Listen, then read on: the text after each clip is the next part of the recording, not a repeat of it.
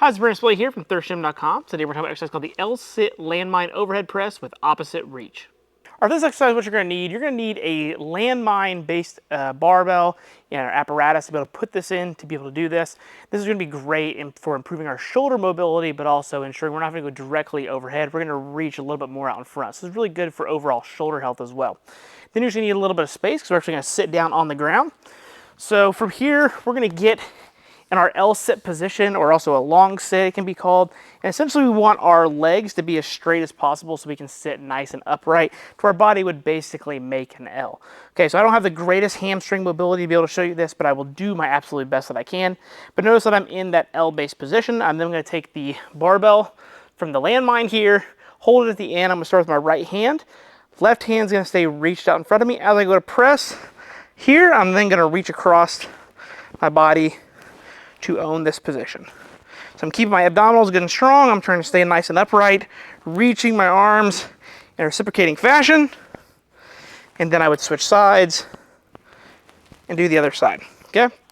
So this works great on multiple facets here. Number one, it's going to help improve hamstring mobility. For me personally, I like to give this to athletes that already have good hamstring mobility, because the pitfall is if you don't have good hamstring mobility, then we could be sacrificing things at the lower back to make it happen, and we don't ideally want to do that. So just make sure your athletes already have a decent amount of hamstring mobility, but this can then further increase that as we also continue to work on our trunk strength and stability and that control as well. The other great thing with any landmine exercise is the reaching aspect is going to get the serratus anterior involved, which is then great for overall shoulder health. Not only are you going to build some muscles on your shoulders doing this, but it's going to help keep them feeling good and strong. So this works great for overhead athletes or people that can't press directly overhead. You're going to be able to press pretty close to overhead with the position that you're in because you're so low to the ground.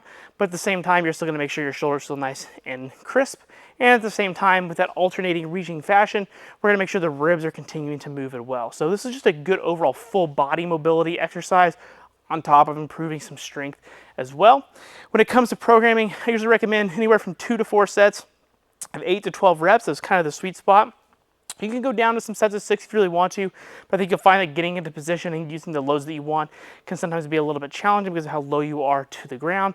But again, it's not unplausible, but generally it's going to be more in those hypertrophy ranges, so we also still get some good quality movement there as well.